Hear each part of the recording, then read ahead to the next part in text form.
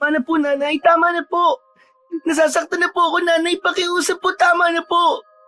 Huwag niyo na po akong paluin. Tama na po, nay. Siguro naman ngayon na magtatanda ka ng bata ka. Susundin mo na lahat ng inuutos ko sa'yo. Opo, nay. Opo. Susundin ko na po kayo. Yan! Ganyan nga. Matuto kang sumunod sa bububuhay at nagpapalaki sa'yo. Dahil kung hindi, higit pa dyan ang dadanasin mong bata ka. Naiintindihan mo bang ibig ko sabihin, Kiko? Taong 1998, sa isang maliit na baryo na kung tawagin ay Baryo Kapunpun sa probinsya ng Siquijor. May mag-asawang sikat sa panggagamot sa baryong ito. Ang paraan ng kanilang panggagamot ay sa pamamagitan ng pagpapahid ng langis sa may sakit pagkatapos ng orasyon o dasal. Kapag napapahiran ng langis ng mag-asawa ang may sakit, ay tila ba gumagaan ang kanilang pakiramdam. Dahil sa karamihan sa baryong ito ay kapos sa pinansyal na pangangailangan. Kaya sa ganitong panggagamot sila lumalapit. Nagbabaka sakaling gagaling sila o di kaya ay magiging maayos man lang ang kanilang pakiramdam. Kinamulatan na nila ang ganitong hanap buhay sapagkat minana pa ito ni Becca sa kanilang mga magulang hanggang sa pati ang kanyang asawa na si Cesar ay tinuruan din ng kanyang tatay sa panggagamot pagkatapos nilang magpakasal. Silang mag-asawa na din ang nagluluto ng langis na ipapahid nila sa kanilang mga pasyente sapagkat may espesyal na halamang gamot silang inilalagay dito upang lalo itong maging mabisa. Si Kiko ang nag-iisang anak ng mag-asawa na sa murang edad pa lang ay tinuturuan na din ng mag-asawa sa panggagamot. Bagamat labag yun sa loob ng bata, ay wala itong magawa kundi sumunod na lamang sa kanyang mga magulang. Dahil kung hindi siya susunod sa gusto ng mga ito, makakatikim siya ng hagupit ng kanilang pamalo. Ang gusto ng bata ay makapagtapos ng pag-aaral at maging isang ganap at tunay na doktor. Hindi isang manggagamot na umaasa sa dasal at orasyon. Hindi naman niya ikinakahiya ang ikinabubuhay ng kanyang pamilya dahil kahit paano ay nakakatulong sila sa ibang tao. Ngunit sa tingin niya, kung makakapag-aral siya, mas makakatulong siya sa mga taong may sakit sa kanilang baryo. Araw ng linggo, walang pasok sa eskwela. Isang ordinaryong araw para sa pamilya. Maaga pa ay inihanda na ni Kiko ang mga langis na gagamitin ng kanyang mga magulang. Isinalin yon sa maliit na boteng nilinis din niya ng nagdaang gabi. Maaga pa ay marami ng pasyente ang dumadating sa bahay nila para magpagamot, kaya maaga pa ay inaayos na ni Kiko ang mga upuan.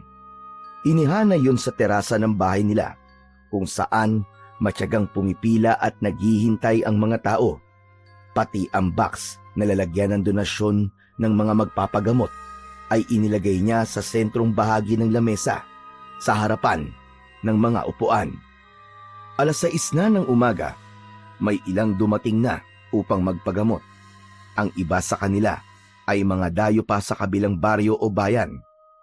Matapos na mapaupo ni Kiko ang kararating lang na pasyente, ay siyang labas naman ng kanyang mga magulang sa pintuan ng bahay nila. Kapag ganung madaming pasyente, ay mas malaki ang ngiti ng mag-asawa dahil nangangahulugan na malaki ang kita nila para sa araw na yon. Agad naupo si Becca sa upuang nasa harapan ng mesa na sentrong bahagi ng terasa. Nakangiti itong bumati sa lahat. Magandang umaga po sa inyong lahat. Tulad po ng alam nyo, libre po ang aming panggagamot. Ngunit dahil sa wala naman kaming hanap buhay ng aking pamilya, ay tumatanggap po kami ng konting halagang donasyon. Malaki po ang maitutulong nito para patuloy kaming makapagbigay ng serbisyo po para sa lahat. Pagkatapos ng maikling pagbati na yun ni Becca sa mga tao, agad pumila ang mga tao sa kinalalagyan ng donation box. May naghulog ng 100 piso, 200 piso. Yung mga malala ang karamdaman ay 500 piso. Pagkatapos na makapaghulog ng pera ang lahat ng naroon, ay kinuha na ni Kiko ang donation box.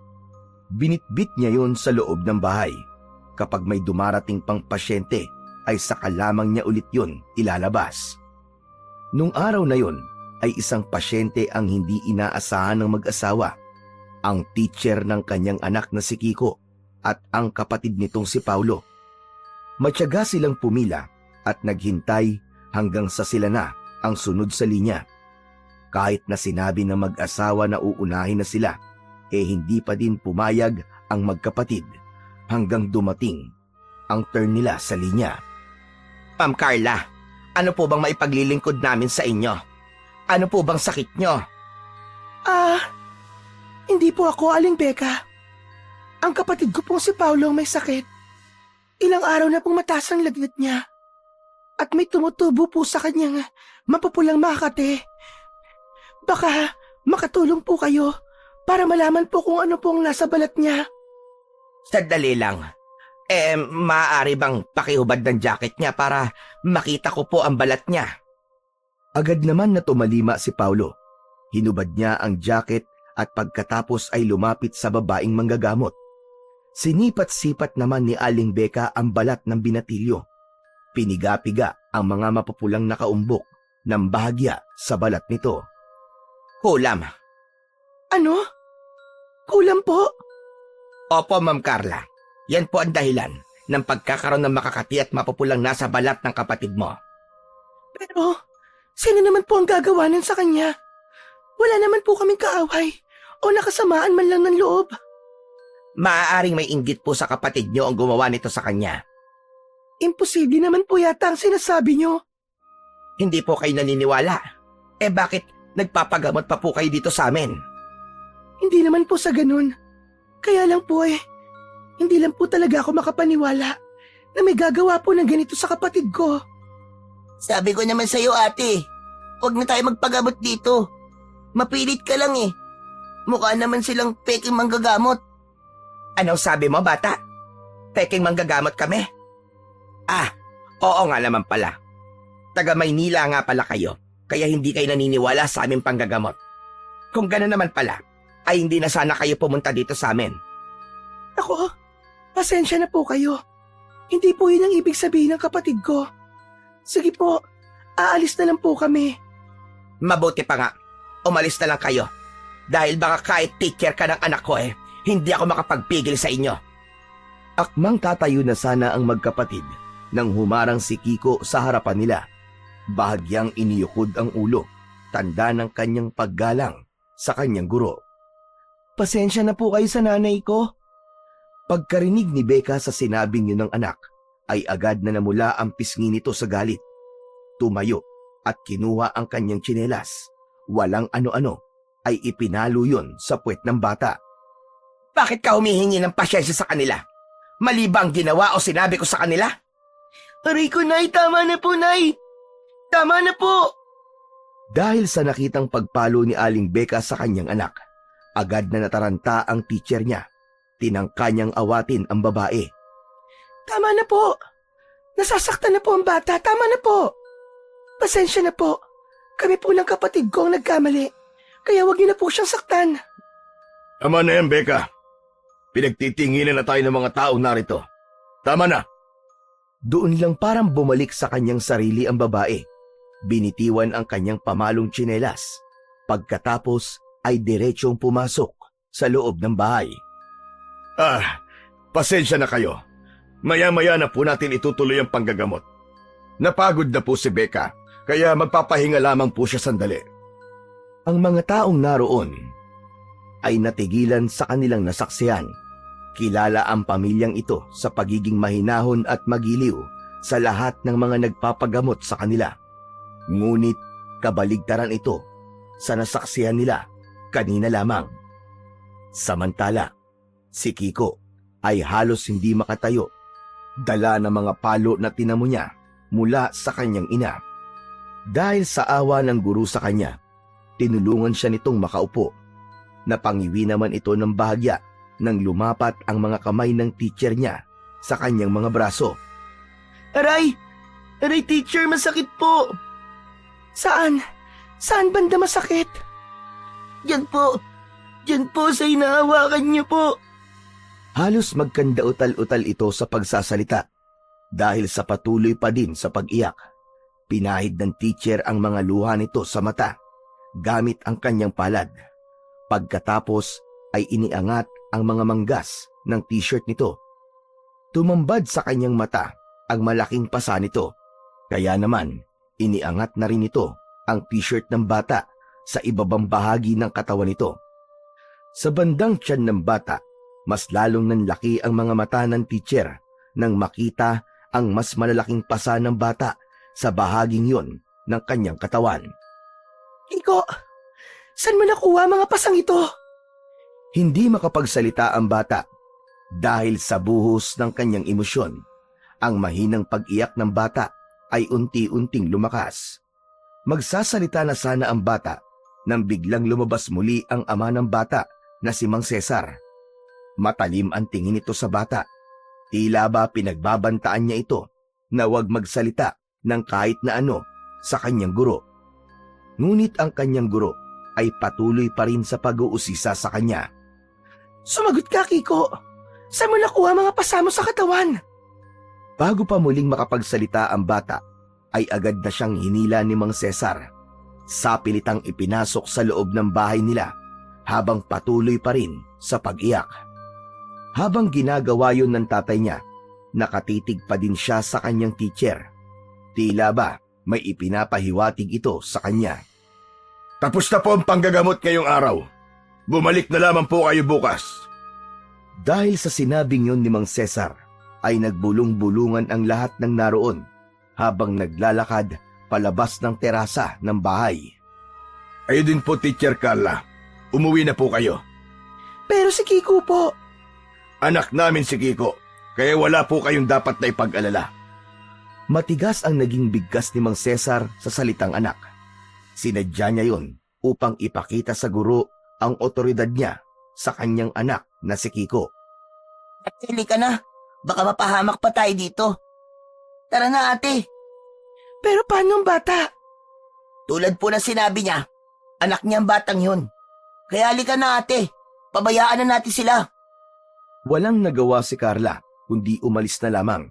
Kahit na nasa bahay na nila sila ng kanyang kapatid, hindi pa din mawala sa isip niya si Kiko. Sunod-sunod na buntong hininga ang pinakawalan niya habang nakatanaw sa labas ng bintana ng salas nila. Hindi yun nakaligtas sa kapatid niya na kanina pa nakamasid sa kanya. Ate, nag-aalala ka pa din ba para kay Kiko? Oh, nararamdaman kong may mali sa batang yon. Nakita mo din kanina mga pasa ng bata, hindi ba? Oo, ate. Pero pakiusap sa'yo. Huwag ka na makialam sa kanila. Baka kasi mapahamak ka eh. Paano na lamang ako pag nangyari yun?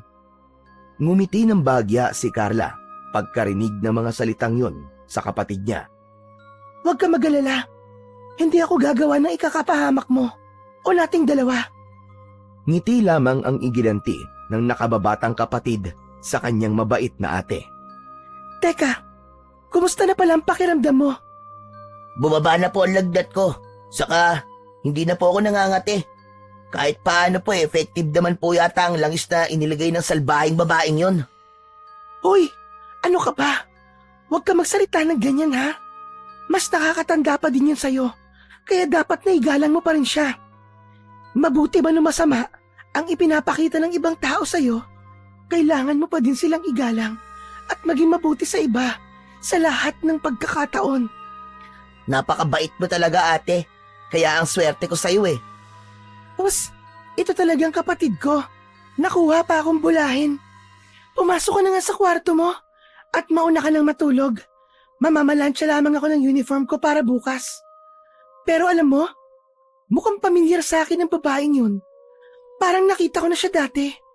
Hindi ko lang matandaan kung saan. Baka naman kamukha lang niya, ate. Siguro nga. Huwag mo nang isipin ng salbahing yan, ate. Sasakit lamang ang ulo mo sa kanya. Mabuti pa, gawin mo na lang ang dapat mong gawin para matapos na. Samantala, sa bahay naman ni Kiko, pagkatapos na makaalis ng mga tao, tinangka ng ina na patuloy na saktan ng bata. Pinigilan na siya ng kanyang asawang si Mang Cesar. Tama na yan, Becca. Huwag mo nang saktan ng bata. Abay bakit? Kumakampi ka na ba ngayon sa batang yan, ha? Hindi naman. Kaya lamang maraming tao nakakita sa'yo kanina. Kailangan ang makita nila bukas ay yung inang mapagmahal sa anak. Kailangan lumabas na isa kang inang nagdidisiplina lamang sa kanyang anak. Dahil kung hindi, tapos na ang negosyo natin.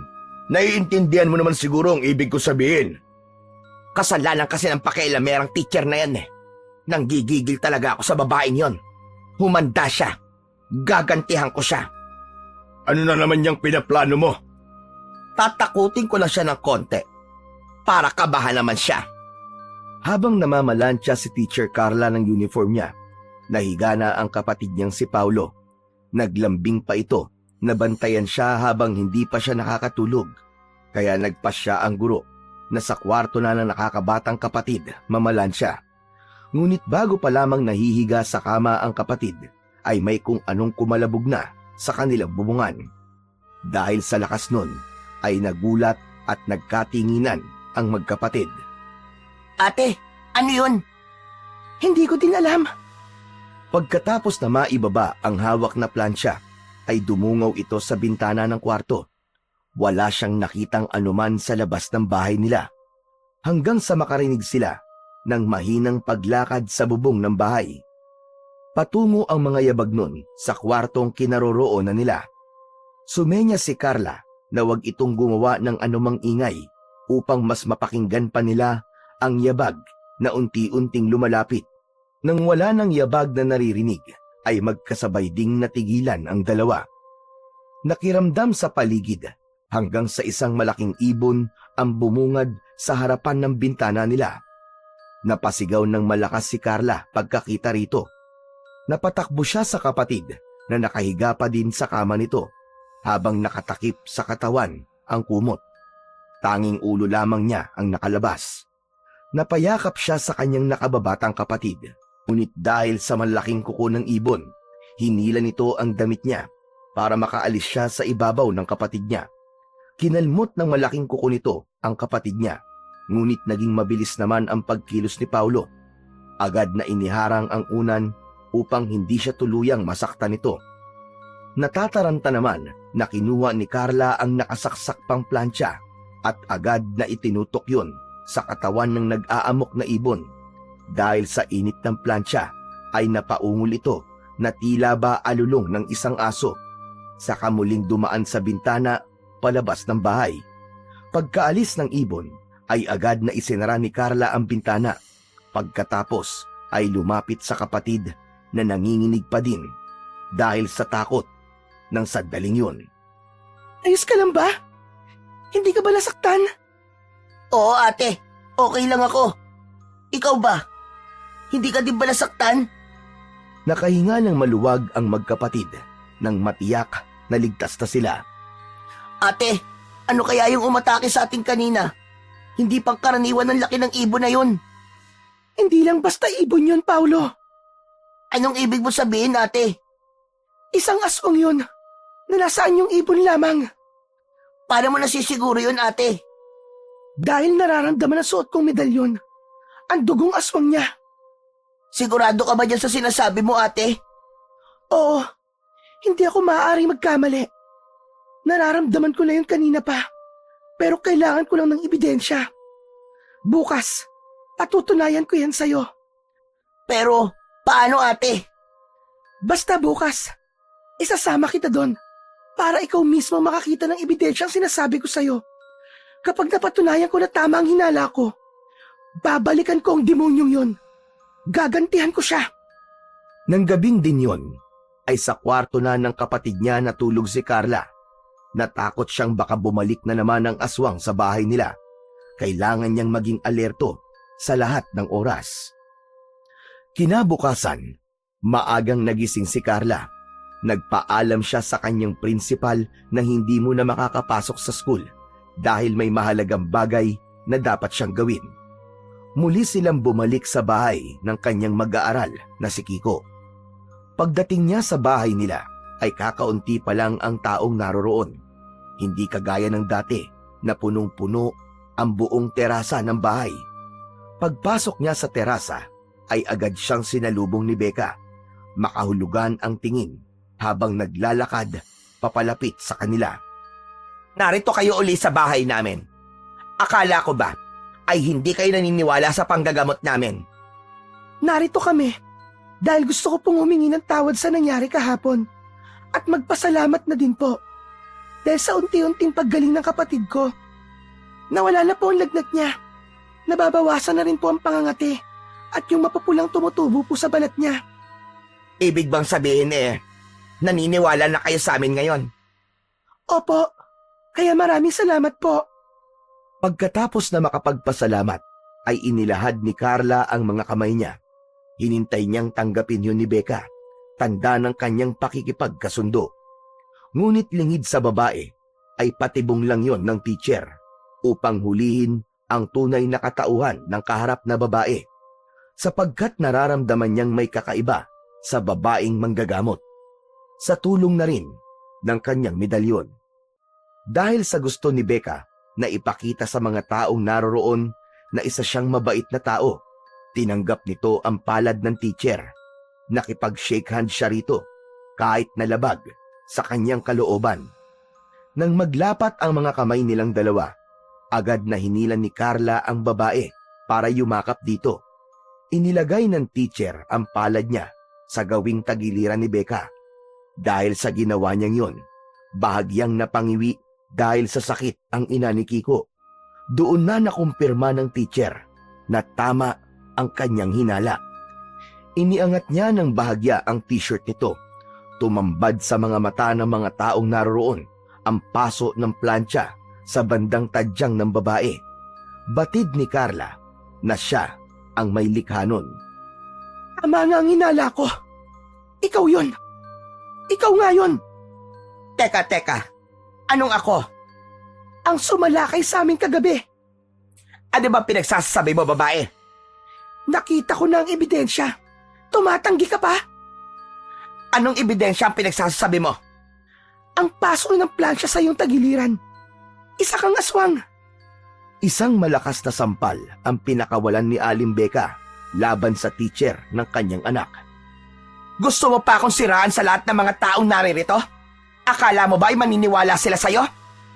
Pagkatapos nun, ay gumawa ito ng eksena sa lahat ng taong naroroon. Umiyak ito na tila ba parang kung titignan ay talagang nakakaawa dahil sa kahihiyang ginawa ni Carla. Kaya sa paningin ng mga tao ay inapi ito ng teacher ng kanyang anak. Edeng, kung wala ka magandang sasabihin, mabuti pa'y umalis ka na. Nakakabahala ka lamang dito. Oo nga, sinisiraan mo pa si Becca. Umalis ka na lamang. Sumang-ayon naman ang ibang taong naroon sa sinabi ng mga nakapilang magpapagamot. Pero totoo po ang sinasabi ko. Si Aling Becca po ang aswang na umatake sa aming bahay kagabi. Hindi po ako gumagawa ng istorya. Alam ko pong siya yun. Paano mangyayari sinasabi mo? Sikat sila manggagamot na tumutulong sa mga may sakit dito sa lugar natin. Tama! Marami siyang natutulungan at napapagaling. Uulitin ko. Mabuti pa'y umalis na lamang kayo para wala ng gulo. Lihim na napangiti si Becca dahil alam niyang kakampi niya ang mga taong naroon. Paniwalang paniwala ang mga ito sa kanyang pag-arte. Ate, halika na. Umalis na tayo dito. Kahit na anong sabihin mo sa kanila, ay hindi sila maniniwala sa'yo. Kaya hayaan na lang natin sila. Tara na, ate. Mukhang gano'n na nga mangyayari. Ang mahalaga ngayon ay nasabi na natin ang totoo. Nasa kanila na lamang kung maniniwala sila sa atin o hindi. Akmang aalis na sana sina Carla at Paulo nang biglang lumabas ng pintuan si Kiko. Nagsalubong ang kanilang mga mata. Bigla tuloy pumasok sa isip ng teacher kung pati ba ang batang ito ay aswang din. Naisipan niyang lapitan sana ito pero pinigilan siya ng kapatid. Ate, wag na please. Gusto ko lang makausap si Kiko. Wag na, ate. Umalis na lang tayo. Naintindihan ni Carla ang ibig sabihin ng kanyang nakababatang kapatid, kaya lumakad na din ito upang lumayo sa lugar na yon. Pagdating nila sa kanilang bahay, ay dumiretso ang babae sa kanyang kwarto. Sinundan siya ng nakababatang kapatid dahil nag-aalala siya para sa kanyang ate. Pagdating sa kwarto ay kinuha nito mula sa ilalim ng papag na higaan ang isang maliit na baul. Inilabas ng babae ang laman nun. Isang maliit na libro na may mga nakasulat na nasa lengguwaheng Latin. Ate, ano yan? Ipinamana to ni nanay at tatay bago sila namatay. Para saan po ang mga yan, ate? Proteksyon laban sa mga aswang, manananggal at mga tikbalang. Hala, paano nagkaroon si nanay at tatay niyan? Sa Maynila po tayo naninirahan at lumaki. Kamakailan lang naman po tayo lumipat dito, di ba? Nung pagkatapos lang ng mamatay si nanay at tatay. Minana ni nanay ang medalyon na suot ko ngayon. At mga pangontrang ito kay lolo. Dito sa probinsyang ito lumaki si nanay. Kaya alam niya na mayroong aswang dito sa lugar na ito. Pero ate, alam mo ba kung paano gamitin ang mga yan? Hindi mo pa nga ata nagagamit kahit minsan ang medalyon na yan eh. Bago namatay si nanay, itinuro niya sa akin ang paggamit ng medalyong ito. Pero hindi ko pa talaga nasusubukang gamitin ito. Kung babalik ang aswang dito sa bahay natin, hindi ako magdadalawang isip na gamitin to sa kanya. Ate, naisip ko lang po ito kanina. Kung aswang nga po si Aling Becca, ang anak niya pong si Kiko ay malamang aswang din. Yan nga din ang iniisip ko kanina. Kaya nga gusto ko siyang lapitan. Pati kaya ang asawa ni Aling Becca ay aswang din? Hindi ko din alam ang sagot dyan, Paulo. Pero isa lang ang sigurado ko. Si Aling Becca ay isang aswang na nagpapanggap bilang isang manggagamot upang malaman niya sa baryong ito kung sino-sino ang mga may sakit. Sa gayon, ay madali niyang matutukoy kung sino ang susunod niyang biktimahin. Tama ang sinabi mo, ate. Pero paano natin sasabihin yun sa mga tao? Paniwalang paniwala sila sa mag-asawang yun dahil nakakatulong sila. Gagawa ko ng paraan, Paulo, para malantad ang kasamaang ginagawa nila. Pero sa ngayon, magmamanman muna ako hanggang sa makakuha ko ng sapat na ebidensya laban sa kanila. Delikado ang gagawin mo, ate. Parang itataya mo na din ang sarili mong buhay kapag ginawa mo yun. Kailangan kong gawin yun, Paulo. Kahit itataya mo ang sarili mong buhay para doon? Huwag kang mag-alala, Paulo. Mag-iingat ako. Samantala, sa bahay ni Kiko, ramdam pa rin ni Aling Becca ang sakit ng paso ng plancha sa kanyang tagiliran. Kahit na tinapalan niya na yun ng halamang gamot, ay hindi pa rin mawala-wala ang kirot nito. Kapag ganong tumitindi ang sakit, si Kiko ang napagbubuntunan niya ng galit. Kiko, magpakulo ka nga ng tubig. Lilinisin ko lamang ang sugat ko. Nang mga oras na yon ay naguhugas ng pinggan ng bata. Pero dahil sa utos ng ina, iniwan niya yon pansamantala. Nagpaapoy sa kalan at saka nagpakulo ng tubig. Kiko, wala pa ba ang tubig? Bilisan mo naman! Napakakupad mong bata ka! Hindi pa po kumukulo ang tubig, nanay. Pero malapit na po. Konting hintay na lang po. Kanina pa ako naghihintay! Ang bagal mo talagang kumilos kahit kailan! Nang makita ng bata na kumulo na ang tubig, nagsalin siya sa maliit na palanggana. Saka inilagay ang mga halamang gamot na gagamitin sa paglilinis sa sugat ng ina. Nang maiayos na niya ang lahat, dahan-dahan niyang binuhat ang maliit na palanggana. Tipid ang naging hakbang niya papunta sa kinaroroonan ng kanyang ina na ng mga sandaling yon ay nasa salas ng bahay nila. Nang matanaw na siya ng ina na patungo sa gawin niya, sumigaw na naman ito para bilisan ang pagkilos ng bata. Binilisan ng bahagya ni Kiko ang kanyang paglalakad. Ngunit nang malapit na siya sa kinauupuan ng ina, dahil na rin sa pagkakataranta, hindi niya napansin ang upuang nakaharang sa daraanan niya.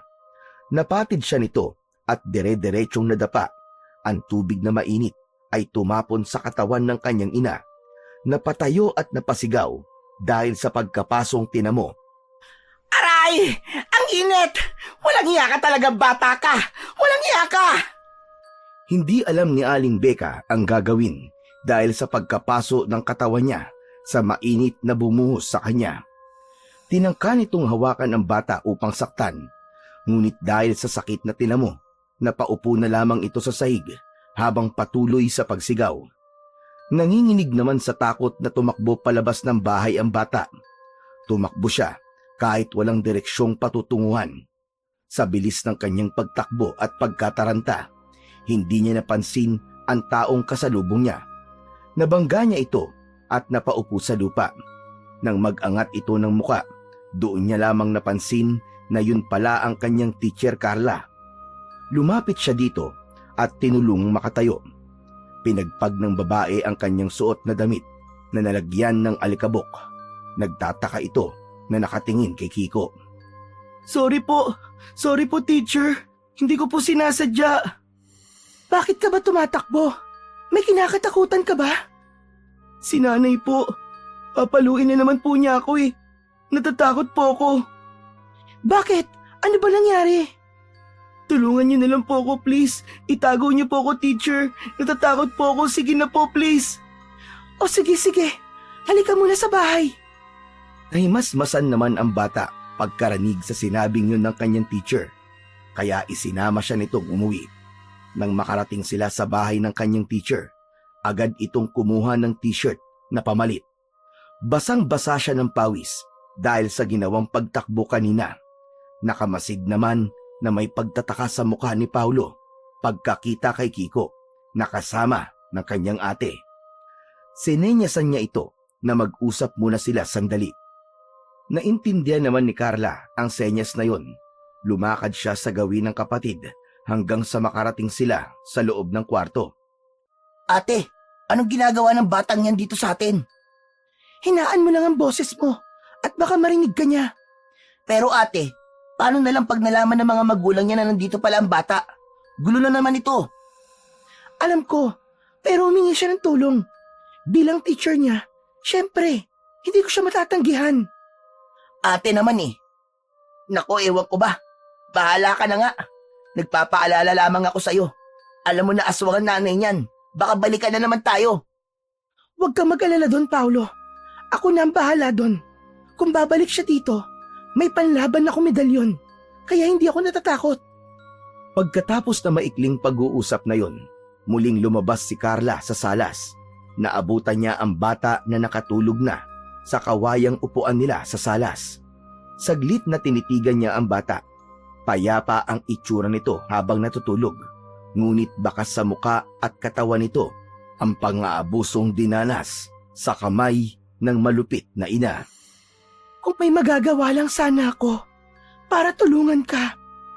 Mahinang pagkausap ni Teacher Carla sa bata habang natutulog ito. Aalis sana ang teacher upang magtungo sa kusina nang biglang magmulat ito ng mga mata. Teacher, pwede po bang dito na lang po ako sa inyo? Gustuhin ko man, Kiko. Ngunit may mga magulang kang naghihintay sa'yo. Ano ba talaga nangyari sa'yo? Isinalaysay ni Kiko sa kanyang teacher ang nangyari kanina. Doon niya lalong nakumpirma na si Aling Becca talaga ang aswang na sumalakay sa kanila. Pag umuwi po ako sa amin, tiyak na mapapalo na naman po ako ni nanay. Pero nanay mo pa rin siya. Kahit na magalit siya sa'yo, paluin ka niya. Mahal ka nun. Kasi siya ang nanay mo. Kahit ganun kalupit magdisiplina ang isang ina, mahal ka pa rin niya. Sunod-sunod na luha ang umagos sa mga mata ni Kiko. Halos hindi ito makapagsalita dahil sa bigat ng emosyong kumawala sa kanya. Awa naman ang nararamdaman ni Carla para sa kanyang estudyante. Nanay mo siya, Kiko. Kaya alam kong mahal ka niya. Hindi po. Teka, anong ibig mo sabihin? Tumitig si Kiko kay Carla, saka ito huminga ng malalim. Hindi ko po sila tunay na magulang. Hindi po siya ang tunay kong ina. Ha? Anong sinabi mo, Kiko? Ulitin mo nga sinabi mo. Hindi po siya nanay ko. Ampon lang po nila ako. Totoo ba yan? Opo. Kaya nga po ganun sila kalupit sa akin dahil hindi naman po nila ako tunay na anak. Teka, alam mo ba kung nasa ng tunay mo mga magulang? Sunod-sunod na pag-iling ang ginawa ng bata. Dala ng matinding awa, ay niyakap ng teacher ang batang nasa harapan. Ganon. Pwede ka nga manatili dito sa akin hanggat gusto mo. Ako ang mag-aalaga sa'yo. Salamat po, teacher. Tulungan niyo po akong hanapin ang mga magulang ko, ha? Para may magmamahal na po sa akin. Oo, pinapangako ko. Tutulungan kita. Hahanapin natin ang tunay mong mga magulang. Kinagabihan, habang naghahapunan sina Carla, Paulo at Kiko, sunod-sunod na pagkatok ang narinig nila sa labas ng pintuan. Inaasahan na ng teacher kung sino ang kanilang magiging bisita, kaya binilinan niya ang 2 batang lalaki na manatili lamang sa kinaroroonan nila. Wag na wag lalabas ng bahay. Pagbukas ng pintuan, bumungad ang mag-asawang Becca at Cesar. Ano pong kailangan nyo?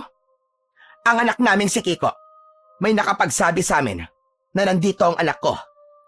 Andito nga po ang bata. Pero hindi ko siya pwedeng ibigay sa'yo. Dahil sinasaktan mo ang bata. Ako na nakikiusap sa'yo. Ibalik mo na sa amin ang bata. Pangako, hindi na namin siya sasaktan. Asan ba siya? Ibalik mo na siya sa amin.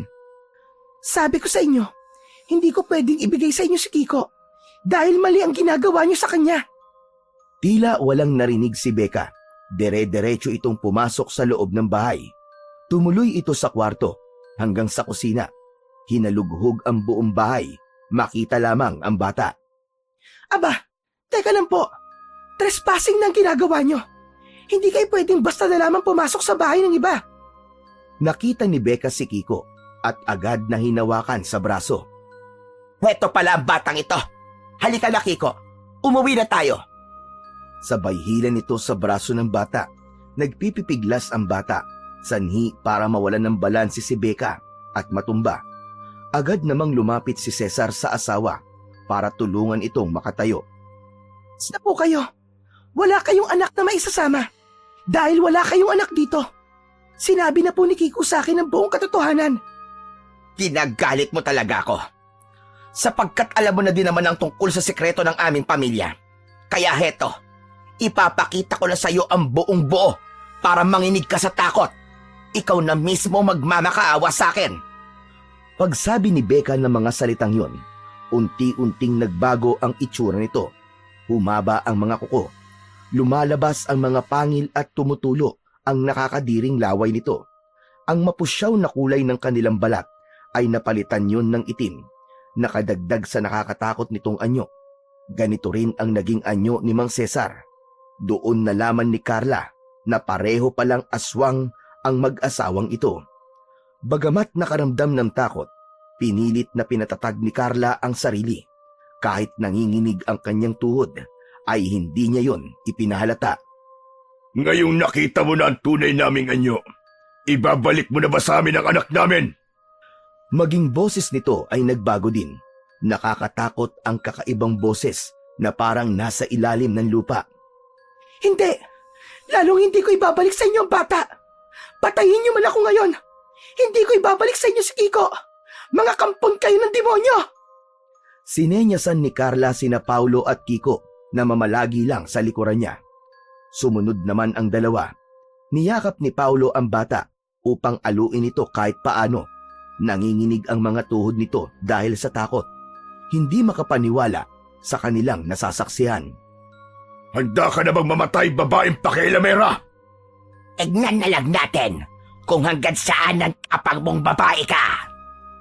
Marahang paglakad papalapit sa tatlo ang ginagawa ng mga aswang na mag-asawa.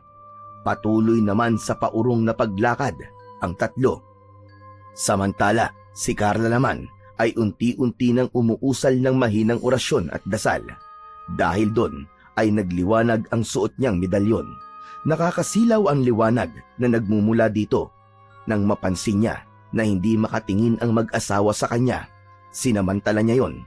Mabilis siyang kumilos patungo sa kusina. Kumuha siya ng isang dakot na asin at isinabo yon sa mag-asawang aswang.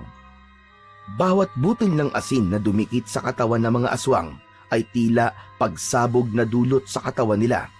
Doble ang sakit nun kay Aling Becca, lalo na't sariwa pa rin ang mga sugat nito dahil sa pagkapaso ng plancha at sa tubig na mainit na natapon sa kanya. Napaungol ito sa sakit, ungol na katulad sa alulong ng isang hayop na nahihirapan. Sinamantala naman ni Carla ang pagkakataon na yon para gamitin ang isa sa kapangyarihan ng medalyon. Itinaas niya yon habang nakatutok sa kinaroroonan ng dalawa. Iginalaw niya pakaliwa at pakanan, sanhi para makaramdam ng hilo ang dalawa, hanggang sa tuluyang mawalan sila ng balanse.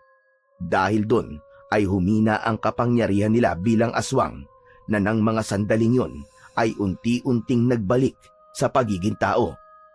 Samantala, dahil sa lakas ng sigaw na ginawa ng mag-asawa kanina, ay nakaagaw yun ng pansin sa mga kapitbahay. Isa-isa silang dumating sa bahay ng teacher, kasama ang kapitan ng barangay, na ipinitawag din ng mga kapitbahay na nakarinig. Subalit huli na ang tagpong naabutan nila. Dumating ang mga kapitbahay sa tagpong nasaan yung tao na muli ang mag-asawa at nakaupo na sa sahig. Masama ang tinging ipinukol ng mga tao kay Carla sa pag-aakalang naging malupit ito sa mag-asawa. Lumabas na si Carla ang may ginawang masama sa mag-asawang Becca at Cesar ng mga sandaling yun. Sinamantala naman ng mag-asawa ang pagkakataong yun para makuha ang simpatsya ng mga tao. Nilakasan nila ang pag-iyak upang lumabas, nakaawa-awa sila. Ma'am Carla, ano nangyari dito? Bakit umiiyak ang mag-asawang ito? Hindi malaman ni Carla ang isasagot sa kapitan, kaya nanahimik na lang ito. Ang mag-asawa naman ay lalo pang inilakas ang pag-iyak upang lalong kaawaan ng mga taong naroroon. Lumayas po, Kapitan, kaninang umaga ang anak namin na si Kiko. Pinapauwi lang po namin ulit ang anak namin sa aming bahay. Ngunit ayaw po siyang payagan ni Ma'am Carla. Tama ho yun. Minasama po ni Ma'am Carla ang pagsundo namin kay Kiko. Ayaw niya tong ibigay sa amin. Totoo ba ito, Ma'am Carla? Ayaw niyong ibalik ang kanilang anak. Opo, Kapitan. Nakita niyo na, Kapitan? Ayaw niyang ibigay sa amin ang aming anak. Hindi naman po sa ganun na ayaw ko, kundi dahil sinasaktan po nila ang bata, kaya hindi ko po siya maibibigay muli sa kanilang mag-asawa. Dinidisiplina lamang po namin ang aming anak, Kapitan. Paano na lamang po kung lumaking hindi naturuan ng bata? Baka maging sakit siya sa ulo. Malibang disiplinahin namin ang aming anak? Ipagpauman ninyo, Ma'am Carla. Iginagalang namin kayo bilang guro sa paaralan sa baryong ito. Ngunit hindi niyo po dapat panghimasukan ng pagdidisiplina ng magulang sa kanyang anak. Hayaan niyo pong gawin nila ang kanilang tungkulin bilang magulang. Sige na ho, Ma'am Carla. Ibalik niyo na po ang bata sa kanila. Hindi niyo po kasi naiintindihan, Kapitan. Ma'am Carla, sila ang may karapatan sa bata. Sabi nga nila, gusto lang nilang disiplinahin ito. Hindi alam ni Carla kung paano pa siya magpapaliwanag sa kanilang kapitan, sapagkat hindi naman niya maaaring sabihin dito ang kanyang nalalaman, dahil hindi rin siya papaniwalaan at baka siya pa ang lumabas na gumagawa ng mali at kasinungalingan. Nang mapansin ng mag-asawang Becca at Cesar na umaayon sa kanila ang mga taong naroroon, napangiti ito ng may halong pangaasar sa teacher ng anak niya. Ngunit kapag kay kapitan ito tumitingin, ay nagiging mukhang kaawa-awa ang anyo nito. Tama yung Kapitan, mabait na mag-asawang ito dahil tumutulong sila sa mga may sakit dito sa baryo natin. Kaya kung hindi ibabalik ng teacher na ito ang anak nila, kasuhan niyo sila at isumbong sa paaralan para matanggal siya sa trabaho niya. Oo ka, Kapitan. Saksi kami sa kabaitan nila. Kaya tulungan niyo po silang babawi ang bata. Lalong nanggigil sa galit sa inis si Carla dahil sa mga sinabing yun ng mga kapitbahay. Paniwalang paniwala sila sa panluloko ng mag-asawa. Naikuyom niya ang kanyang mga kamay upang pigiling lumabas ang galit at inis na kanina pa niya nararamdaman. Lamang, bakit po hindi si Kiko mismo ang tanungin niyo? Siya ang makapagsasabi ng katotohanan sa inyo. Tahimik na nakatingin si Kiko sa mga nangyayari, pero lalong nanginig ang tuhod ng bata dahil sa takot. Gusto niyang sabihin ang totoo upang iligtas ang kanyang teacher. Ngunit sa nakikita niyang sitwasyon ngayon, mukhang makukuha na naman siya ng kanyang mga itinuturing na magulang. Naguguluhan ang bata kung ano ba ang kanyang sasabihin. Kiko, iyo, totoo ba at sinasabi ng teacher mo? Sinasaktan ka nga ba ng nanay at tatay mo? Nag-uunuhang umagos ang luha sa mga mata ng bata dahil sa takot at sa hindi malamang isasagot. Pinalo po ako ni nanay dahil may nagawa po akong mali. Iyon naman pala eh. May ginawa kang mali, kaya nasaktan ka. Lumaglag ang balikat ng teacher niya pagkarinig sa mga sinabing yun ni Kiko. Lalo tuloy siyang lumabas na sinungaling at pakialamera. Gayong siya na nga ang tumulong sa bata. Kung ganon, Ma'am Carla, maliwanag na ang lahat. Wala nang dahilan para hindi mo ibalik ang bata sa kanila. Maliit na hindi pagkakaunawaan lang ng pamilya yon na kaya naman nilang ayusin. Huwag na nating palalain pa ang sitwasyon. Sa sinabing yun ni Kapitan ay lumawak ang ngiti ng mag-asawa. Nasaktan man sila kanina ng antingerang teacher na ito, nakaganti naman sila ngayon sa kanya dahil ito ang lumabas na masama sa harap ng maraming tao. Halika na anak, umuwi na tayo. Siguro naman na mas magtitino ka na, Kiko, ha? Para hindi ka na nasasaktan. Kahit na may pag-aalinlangan, unti-unting humakbang palapit si Kiko sa kanyang itinuturing na mga magulang. Si Carla naman ay walang nagawa kundi tignan lamang ito. Habang papalapit ang bata sa mag-asawa, ay lalong lumalaki ang ngiti ng mga ito. Ngunit sa kalooban nila ay nagpupuyos na sa galit para sa batang si Kiko dahil sa kaguluhang nilikha nito. Nakaalis na ang lahat ng tao sa bahay nila Carla, ngunit hindi pa din siya makapaniwala sa nangyari. Siya ang lumabas na pakialamera at nagmamagaling. Labis ang ngit-ngit at galit niya dahil sa naranasang pagkakapahiyang dinanas kanina. Subalit sa kabilaman ng nararamdamang pagkadismaya sa batang si Kiko dahil sa pagsisinungaling nito, kahit paano ay naiintindihan niya ito. Sunod-sunod na buntong hininga ang pinakawalan niya. Gulong-gulo ang isip niya ng oras na yon.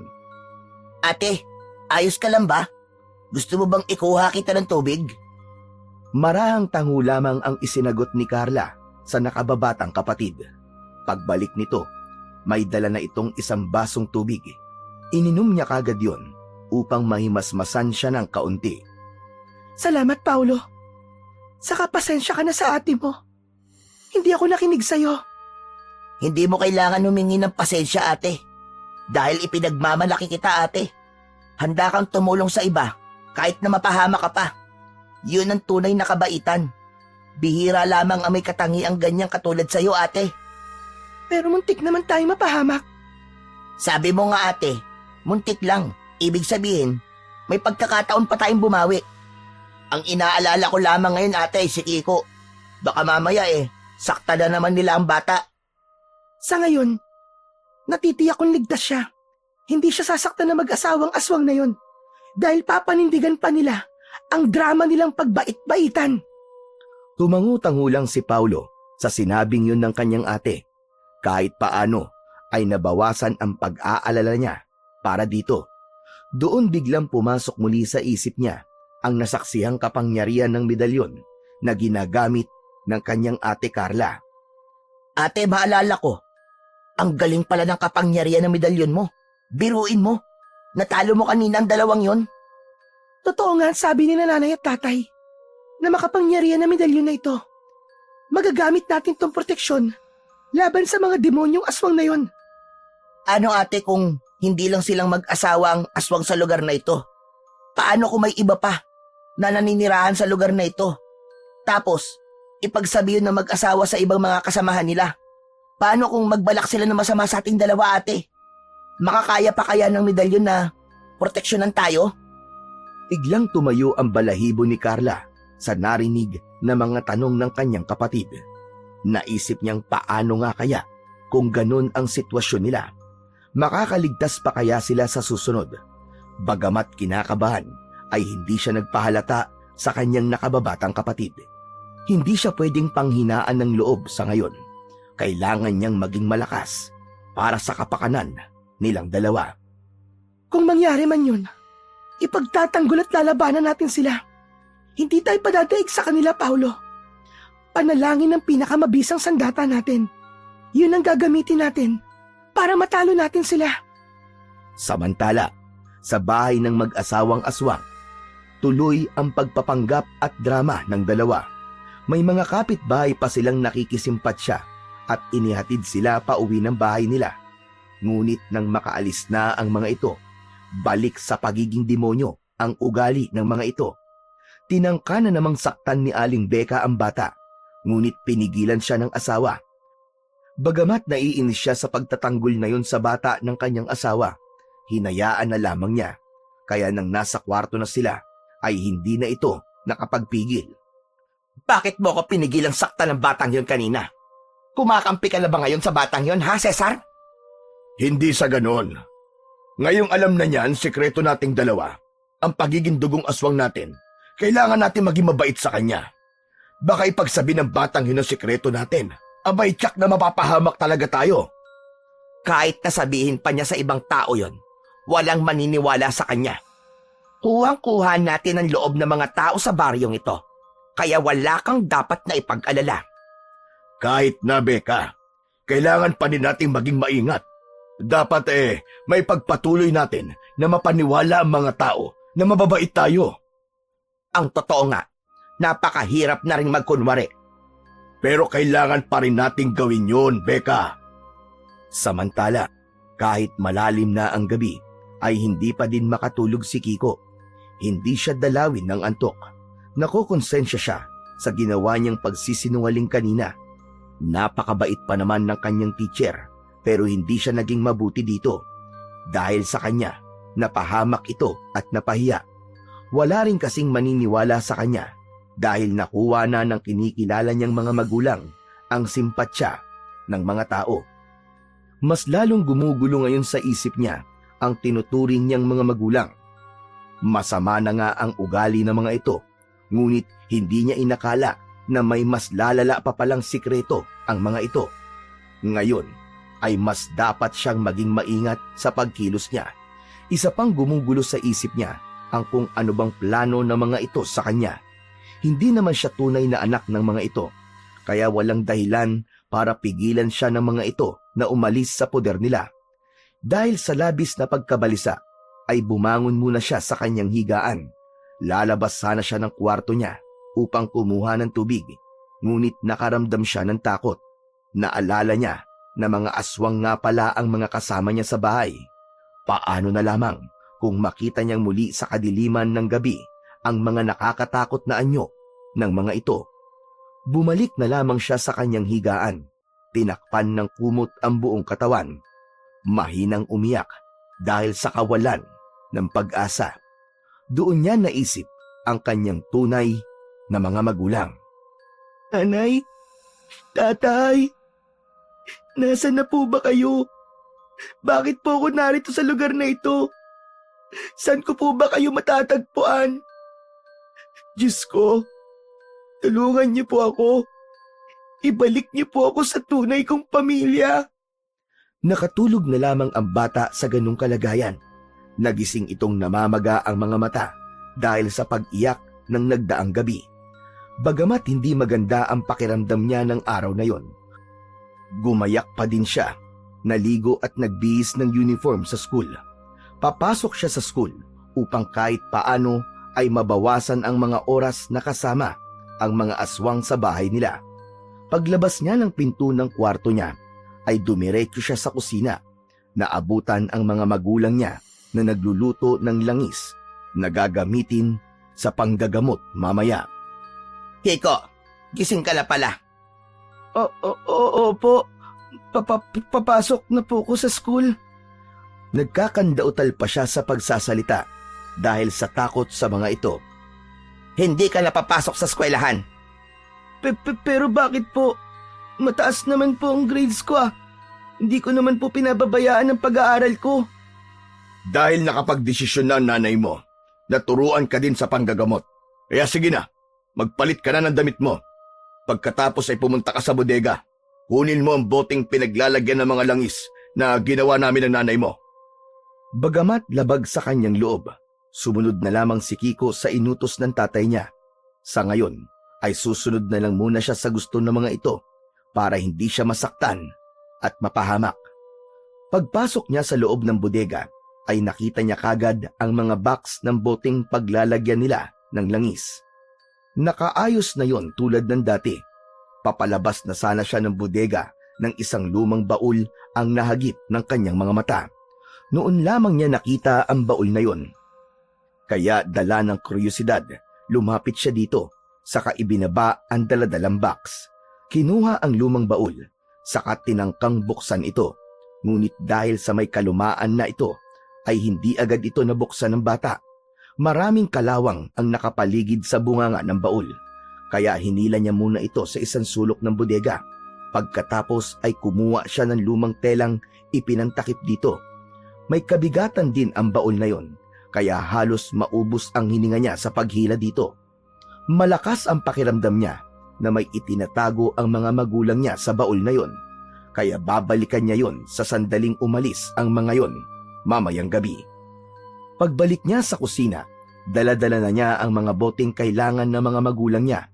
Isa-isang inilabas ni Mang Cesar ang mga bote, habang si Aling Becca naman ang nagsasali ng langis dito. Tuwing ginagawa nila yon, pinapaalis na siya ng mga magulang niya. Ngayon niya lang naisip na baka pati sa langis na yon ay may kakaibang sangkap din silang inilalagay. Kaya kahit na pinaalis siya ng kanyang mga magulang, sumilip pa din siya ng palihim sa ginagawa ng mga ito. Aalamin ko lahat ng mga sikretong tinatago nyo para yun ang maaari kong gamitin laban sa inyo. Sa gayon, ay makaalis na ako sa bahay na ito. Samantala, hindi maiwasan ni Teacher Carla na mag-alala para kay Kiko. Lalo na at hindi ito pumasok ngayong araw. Inisip niyang baka kung ano na ang ginawa ng mag-asawang aswang na yon sa bata. Kaya naman kinahapunan, hindi siya nakapagpigil. Pumunta siya sa bahay ni Kiko, ngunit hindi siya nagpakita dito. Kumubli siya sa malaking puno upang hindi siya papansin ng mga taong nasa terasa nila. Dahil tulad ng dati, maraming pasyente ang nagpapagamot sa kanila. Doon ay tanaw niya ang batang si Kiko na nag-aasikaso ng mga tao. Kahit paano ay nakahinga siya ng maluwag dahil mabuti ang lagay nito. Aalis na sana siya nang hindi niya inaasahan na nasa likuran pala niya si Aling Becca. Halos mapasigaw siya sa pagkakagulat at kaba pagkakita niya rito. Matalim ang mga tingin ipinupukol nito sa kanya. Anong ginagawa mo dito? At nagbalik ka pa talaga?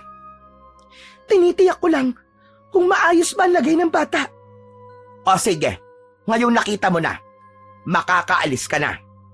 Aalis ako, pero asahan mong babalik ako dito para bantayan ang kalagayan ng bata. Bakit ba concern na concern ka sa batang yan? Eh hindi mo naman siya kaano-ano. Dahil nasa poder siya ng demonyong kagaya mo, kaya hindi ako mapapalagay hanggat hindi ko nakukuha ang bata sa'yo. Hindi mo siya makukuha. Kahit na ano pa ang gawin mo. Teka nga, bakit ba ayaw mong pakawalan ng bata? Eh hindi mo naman siya tunay na anak. Ano naman ang mapapala mo sa isang mahinang batang kagaya niya? Isa yun sa palaisipan kay Carla kung bakit ayaw ni na Aling Becca at Mang Cesar na mawala sa kanila si Kiko. Gayong hindi naman nila ito kaano-ano. Imbis na sumagot, mapait na ngiti ang pinakawalan ng babaeng aswang sa kausap na teacher. Sabay hawak nito sa isang braso niya. Mahigpit ang naging hawak ni Aling Becca sa kanya, kaya napangiwi siya sa sakit. Pilit na ipiniglas ang braso para makaalis siya sa pagkakahawak nito. Nang hindi niya matapatan ang lakas nito, ay sa kanya inilabas ang kanyang suot na medalyon. Gamit ang isang kamay niya. Itinutok niya yon sa mata ng babaeng kaharap, sanhi para mapapikit ito dahil sa pagkasilaw. Dahil doon, ay nabitiwan siya nito. Sinamantala naman yun ni Teacher Carla para lalo pang masaktan ang babaeng aswang. Hinubad niya ang kanyang medalyon, saka idinikit niya yun sa mga mata ni Aling Becca. Nagsisisigaw ito ng dahil sa sakit. Ang mga sigaw na yon ang nakaagaw ng pansin sa mga taong naroroon. Yun ang naging dahilan para magsilapitan ang mga tao sa kinaroroonan nila. Kitang-kita ng mga tao kung paanong namimilipit sa sakit si Aling Becca dahil sa medalyong nakadikit sa mga mata niya. Yun ang tagpong nakita ni Mang Cesar, kaya dali-dali itong lumapit para tulungan ang asawa.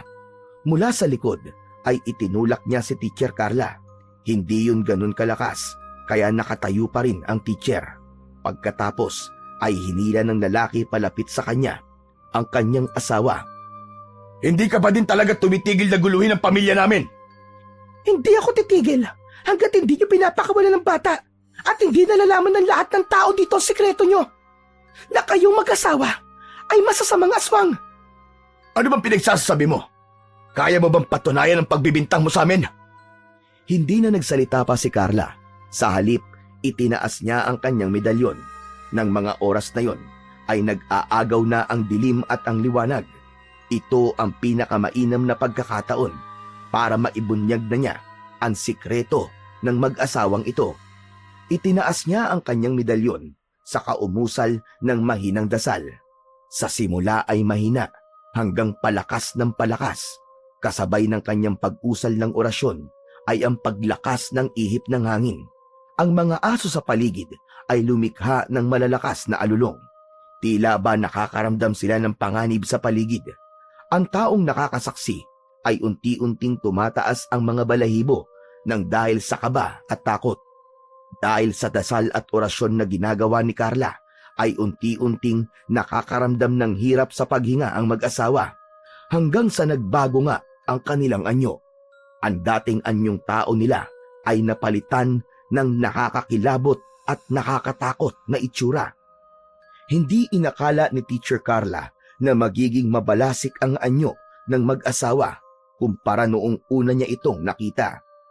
Ngayon ay mas kakaiba ang mga anyo nila. Mapupula ang mga mata, mahahaba ang mga matutulis na kuko, kulay dugo ang laway na tumutulo mula sa bibig nila. Ang mga paa ay katulad ng sa kabayo. Nanlilisik ang mga mata nila habang lumalakad sila papalapit sa kinaroroonan ni Teacher Carla. Hindi niya malaman kung ano ang kanyang gagawin dahil hindi niya inasahan na magiging ganito kabangis ang mag-asawa. Ang mga tao naman sa paligid ay tumakbo sa iba't ibang direksyon dahil sa pagkatakot. Ang mas hindi pa inasahan ni Carla ng mga oras na yon, ang ilan sa mga nakapila na magpapagamot din sa mag-asawa. Mga aswang ding kagaya nila. Ang ginawang panggagamot ng mag-asawa ay hindi lang para manggamot, kundi paraan ito para ipasa sa ibang taga-baryo ang kanilang pagiging aswang. Nais nilang maging kalahi ang mga taga ron. Nagpalit din ng anyo ang ibang taong magpapagamot ron, kasabay ng mag-asawa. Dahil sa matinding takot, dahan-dahan siyang lumakad ng paurong. Hindi niya napansin ang nakausling bato sa lupa. Sumabit ang isang paa niya rito, sanhi, para mabuwal siya. Patuloy sa marahang paglakad ang mga aswang papalapit sa kanya. Nang tangkang sasakmalin siya ng mag-asawang aswang, iniharang ni Kiko ang kanyang katawan sa katawan ng kanyang guro. Pakiusap po! Huwag niyo pong sasaktan ng teacher ko. Ako na lang po saktan niyo. Huwag po mabait kong teacher. Pakiusap po. Maawa po kayo sa kanya. Kasabay ng mga sinabing yun ng bata, ang tuloy-tuloy na agos ng kanyang luha. Hindi niya maaatim na masaktan ang kanyang guro dahil lamang sa kanya. Umalis ka dyan, Kiko! Alis! Umalis ka dyan! Sunod-sunod na pag-iling ang ginawa ng bata. Hindi po ako aalis dito. Pakiusap po, nanay, tatay. Itigil niyo po ito. Tila walang narinig ang ama sa pakiusap ng bata. Kinuha siya nito gamit ang kanyang matutulis na kuko. Saka itinaas sa ere. Nagpipipiglas ang bata dahil sa takot na mahulog siya. Dahil sa nakitang eksenang yon, lumalakas ulit ang loob ni Carla para lumaban. Hindi siya maaaring maging mahina dahil pareho silang mapapahamak ng bata. Tumayo siya at muling umusal ng dasal. Kailangan niya ng tulong. Mas taimtim ang ginawa niyang pag-usal ng dasal. Saglit pa ay may kung anong ingay ang dumating. Ingay ng maliliit na nilalang. Lalong dumilim na mga oras na yon at ang kalawakan ng buwan ay tila natatakpan ng maiitim na ulap. Subalit hindi ulap ang gumagalaw na paparating, kundi laksa-laksang lumilipad na nilalang. Daan-daang mga maliliit na paniki ang dumating. Ito ang tinawag ni Carla gamit ang kanyang orasyon. Ang tanging hayop na lumilipad sa gabi na maaari niyang hingan ng tulong ayon sa kanyang lola na nagbigay sa kanyang nanay ng hawak niyang medalyon. Sa ginawang pagtawag ni Carla sa mga paniki, ay tila nakakaintindi naman ang mga itong sumunod sa kanyang mga senyas. Nagtipon-tipon ang napakaraming paniki at pagkatapos ay sabay-sabay silang sumalakay sa mag-asawang aswang, pati sa mga kasamahan. Habang lumalakas ang usal ng orasyon ni Teacher Carla, ay lalong dumarami ang mga paniking dumarating. Hindi malaman ng mga aswang kung paano sila makakalaban sa laksalaksang paniki na umaatake sa kanila. Hanggang sa tuluyan silang mabuwal sa lupa. Nang makita niyang labis na ang panghihina ng mga ito, inutusan niya ang mga paniki na tigilan na ang mga ito at umalis na sa lugar na yon. Saka palang nagsiliparan ang grupo ng mga paniki upang iwan ang naturang lugar. Nang mawala na ang mga hayop na lumilipad, ay tuluyan nang pumasok sa loob ng bahay sina Carla at Kiko. Tapos na ang paghihirap mo sa kanila, Kiko. Hindi ka na nila mababawi sa akin sa pagkakataong to. Halika na. Umuwi na tayo. Maraming salamat po, Teacher Carla. Iniligtas niyo po ako. Hindi ka dapat mapunta sa mga ganong uri ng tao. Pero ngayon, wala na sila. Pinagbayaran na Becca at Cesar ang naging kasamaan nila. Lakad na sina Carla at Kiko papauwi na parang walang nangyari. Pagdating sa bahay, ay ikinuwento ng dalawa kay Paulo ang nangyari at kung paano sila nakaligtas sa mag-asawang aswang. Hindi makapaniwala ang binatilyo sa kapangyarihang ginawa ng medalyon. Talaga po ate? Tinulungan kayo ng medalyon? Oo, Paulo. Kung hindi dahil sa tulong ng medalyon, baka kung napano na kami ni Kiko. Buti na lang pala.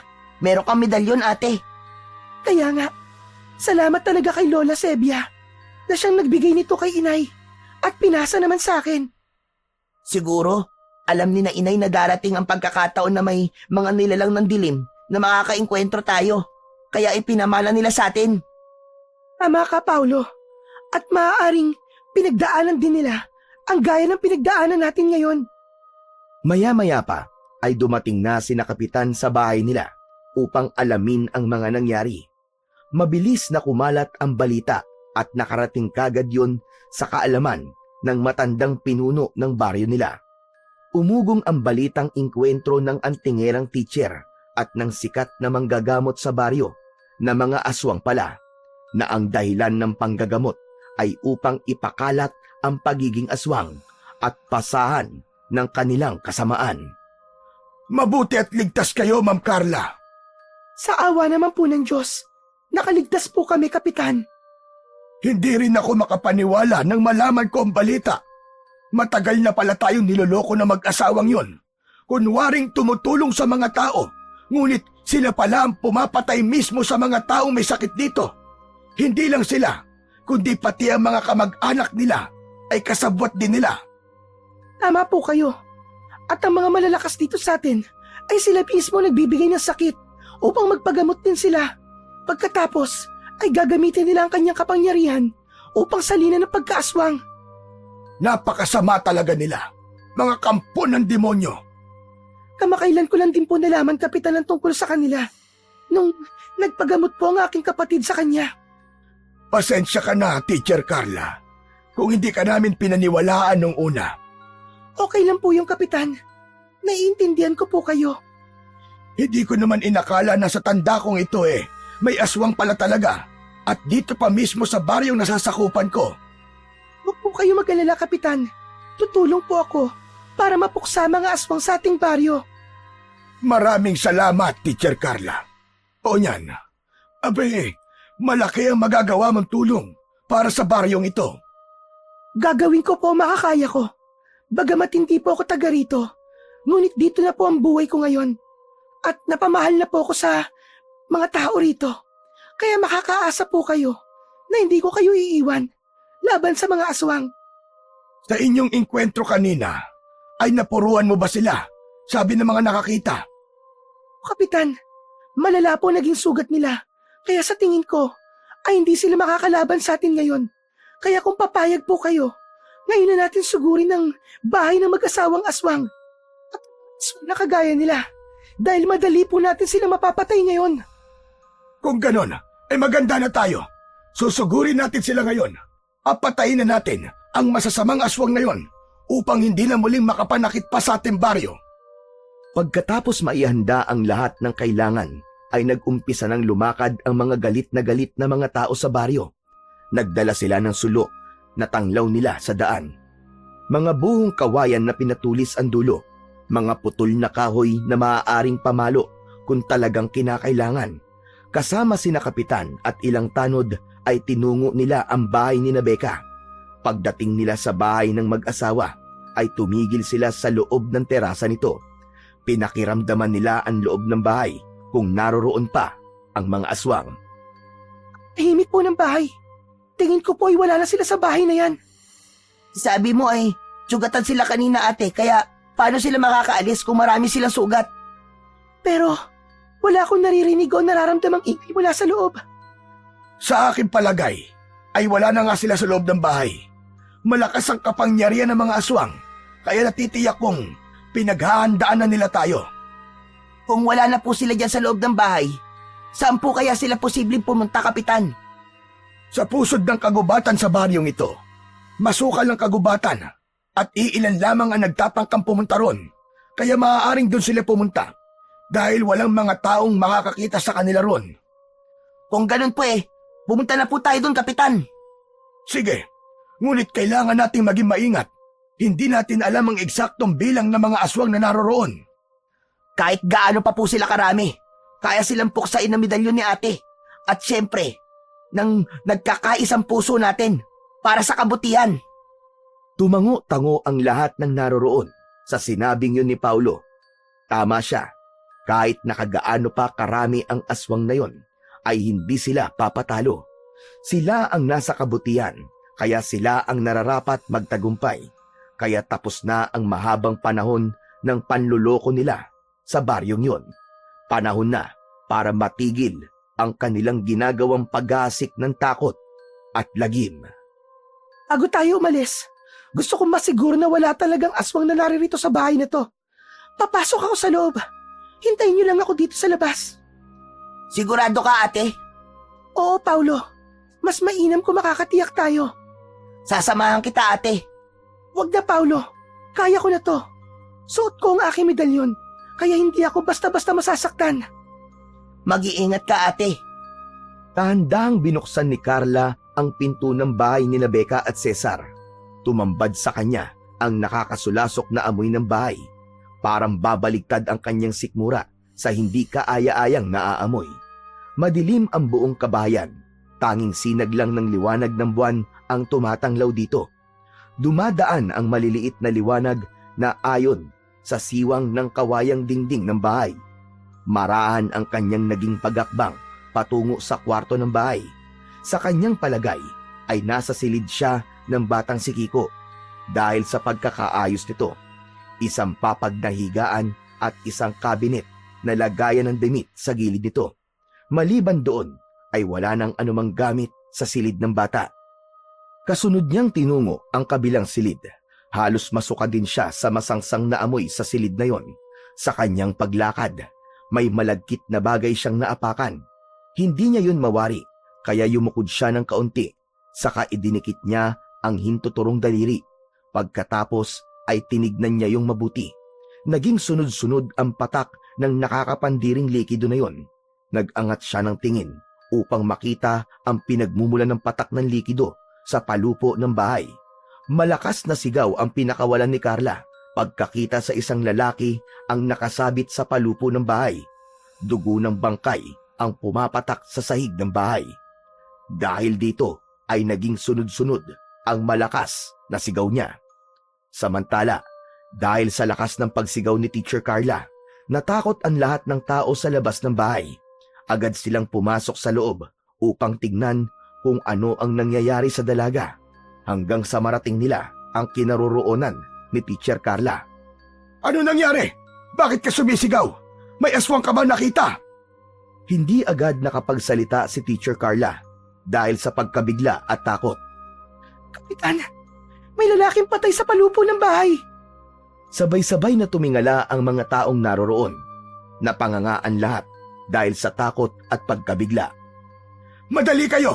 Ibaba natin ang lalaki! Nagtulong-tulong ang mga tao upang maibaba ang bangkay ng lalaki.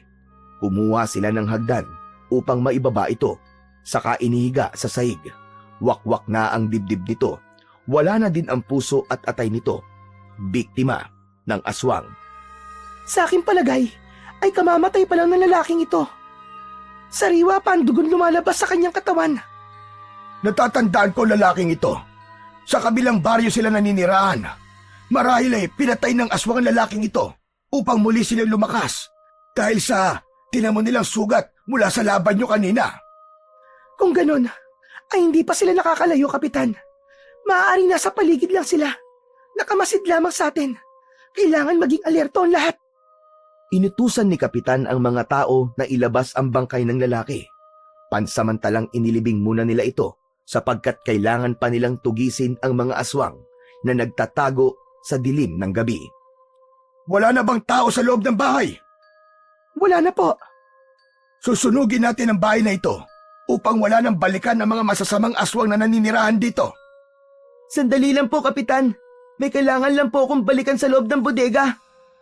Ano yun, Kiko? Isang baul po. Nakita ko po yun kahapon nung pinakuha po ako ni nanay ng boteng paglalagyan ng langis. Gusto ko pong malaman ang laman nun. Pupuntahan ko po muna. Kung mahalaga sa iyo na malaman ang laman nun, sige, sasamahan kita. Sasamahan ko po kayo para mapabilis tayo. Lumakad na ang tatlo upang balikan ang bagay na sinabi ni Kiko. Nasa gawing likuran ng bahay ang bodegang tinutukoy ni Kiko, kaya hindi na nila kailangan dumaan sa buong kabahayan para marating ito. Pagpasok niya sa bodega ay nakita kagad yun ni Kiko. Ganun pa din ang ayos ito. Inalis na lamang niya ang telang inilagay niya sa ibabaw nito. Dahil sa kalumaan ay nahirapan silang buksan ang lumang baul. Mabuti na lamang at sumama sa kanila si Paulo na nakatulong nila. Ubod lakas na hinila niya pa itaas ang bunganga nito hanggang sa bumukas ang baul. Gamit ang sulo, itinapat nila yon sa bunganga ng baul. Tumambad sa kanila ang mga lumang lampin ng bata, mga damit at isang maliit na kahong nasa loob nito. Naging palaisipan kay Carla kung bakit ganun ang laman ng baul. Kaya naman, kinuha ni Carla at ipinagpagpa ang mga yon. Pagkuway iniladlad ito at inalis ang pagkakatupi. Sa kanyang pag-usisa sa mga gamit ay may nahagip ang kanyang paningin. Nakaborda sa lampin ang isang pangalan.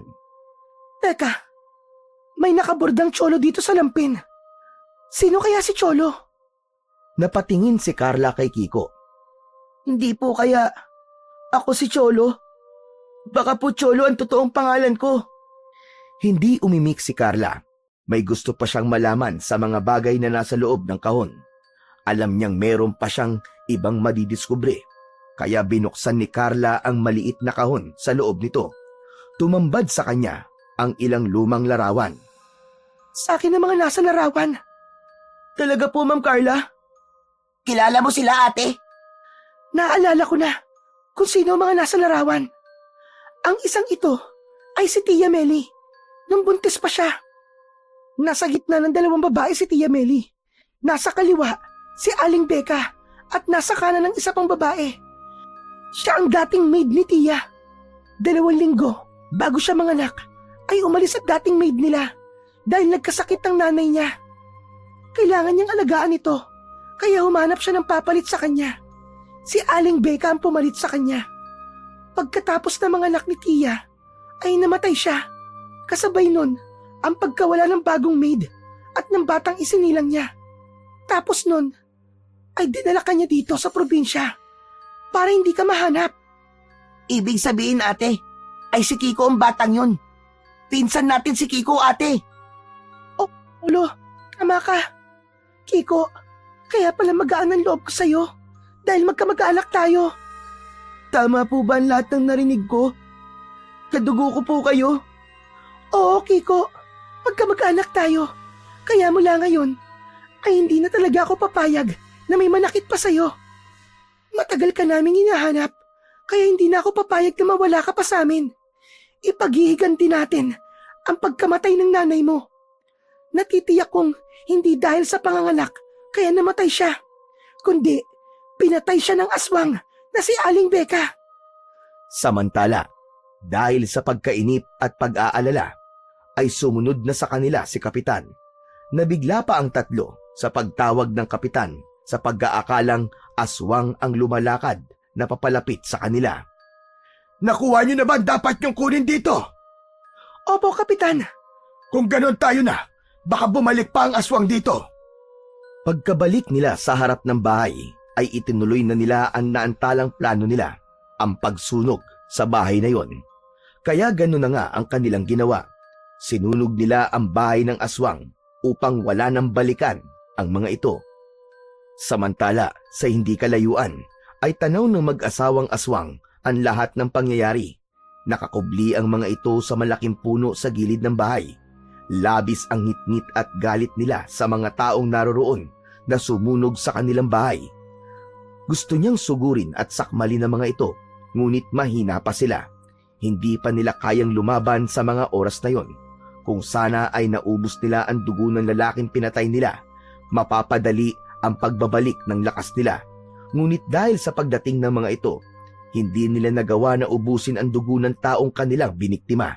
Nagpupuyos pa rin sila sa galit. Sinira ng babae niya ng lahat ng plano ko. Hindi na natin mababawi pa ngayon ang batang si Kiko. Siya lamang ang tanging pag-asa natin para mas lumakas ang kapangyarihan natin. Nasa loob ng batang yun ng mutya na magbibigay sa atin ng malakas na kapangyarihan. Anong ibig mo sabihin? Ipinalunok ko sa batang yun ang bato upang hindi ito mawala. Humalo na sa kanyang dugo at laman ang kapangyarihan ng mutya upang sa sandaling patayin na natin siya at ialay sa ating altar. Mas lalakas ang ating kapangyarihan sa sandaling kainin na natin siya. Kaya pala ayaw mo mawala sa atin ang batang yan. Oo, tama ka, Cesar. Kaya nga kailangan kasama natin siya palagi. Pero dahil sa pakailamerang teacher na yan, mahihirapan tayong makalapit sa kanya. Kung nasa kanyang mutya, ibig sabihin, magiging aswang din siyang kagaya natin. Hindi, Cesar, nagkakamali ka. Dahil palalakasin lang ng batang katawan niya at sariwang dugo niya ang kapangyarihan ng mutya. Huwag kang mag-alala. May paraan para makalapit tayo sa batang yon. Sa ngayon ay magtungo muna tayo sa mga kasamahan nating aswang para makapag-ipon ng lakas. Pagkasabi nun, ay nagpalit na ng anyo ang mag-asawa katulad ng isang ibong panggabi.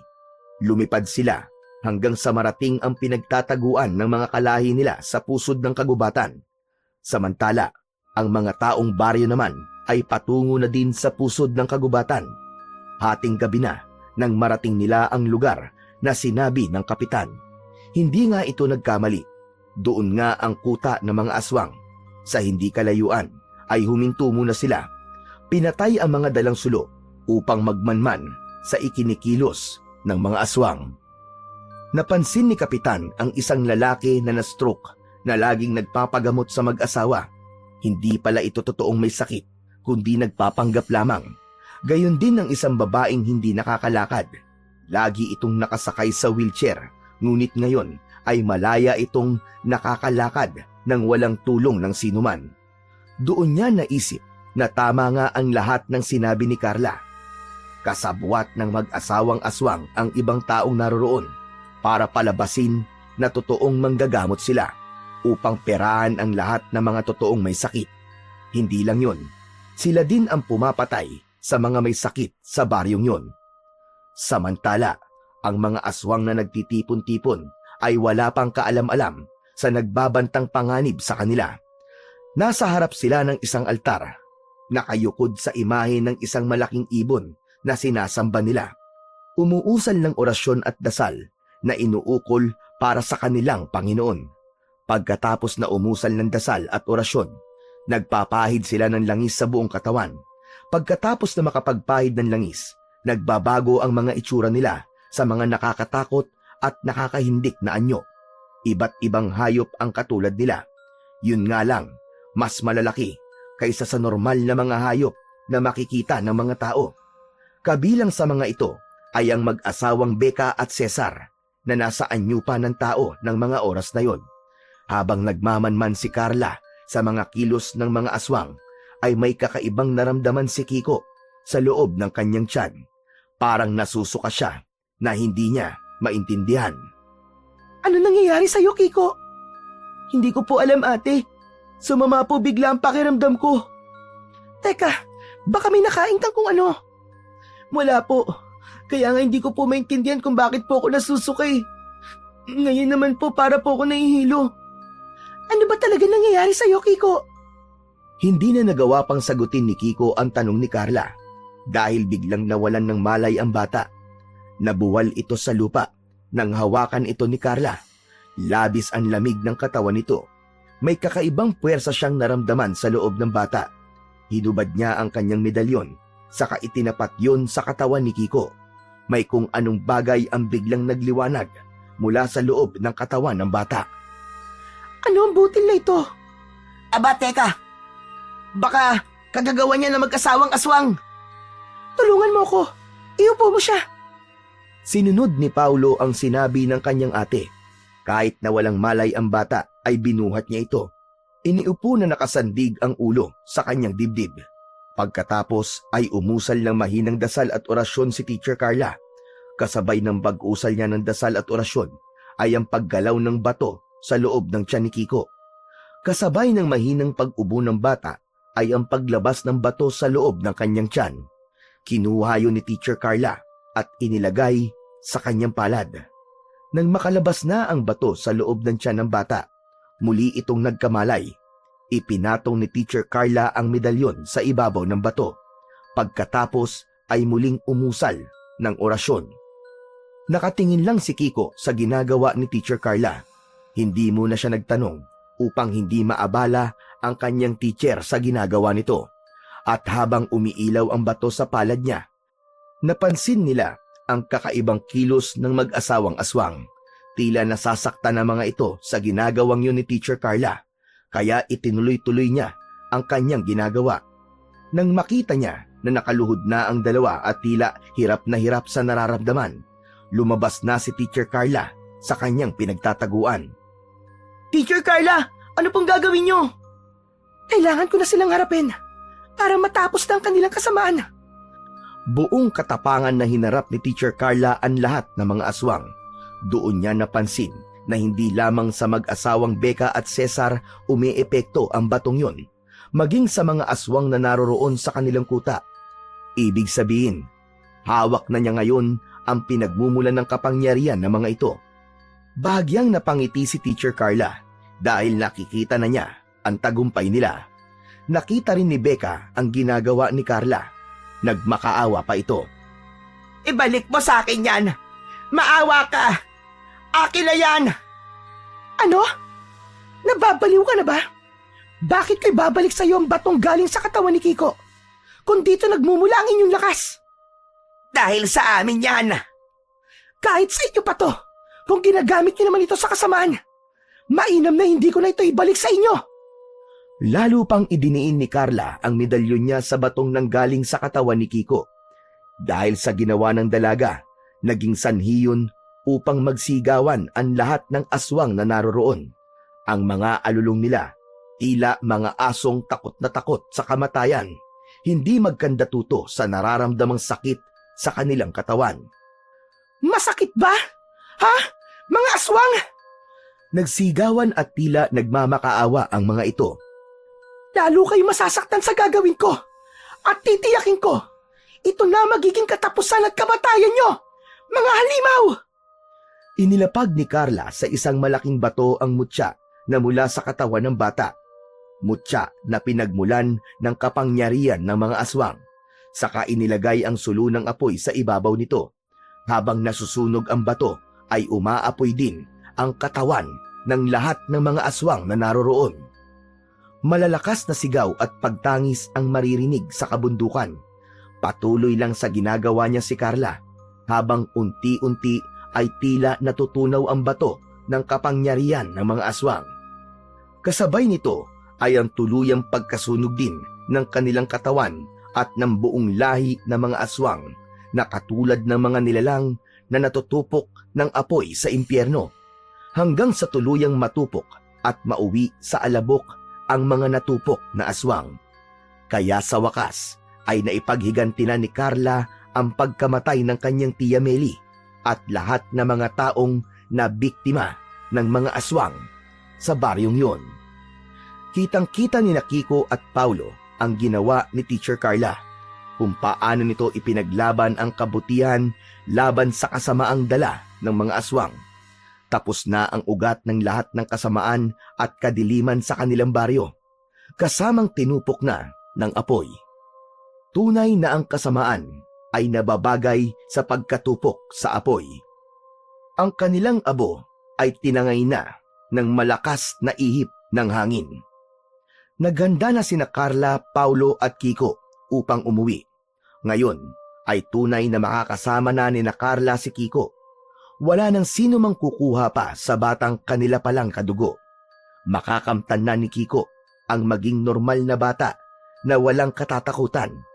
Nakaligtas siya sa tiyak na kapahamakan dahil sa tulong, pagmamalasakit at pagmamahal ng kanyang antingerang teacher.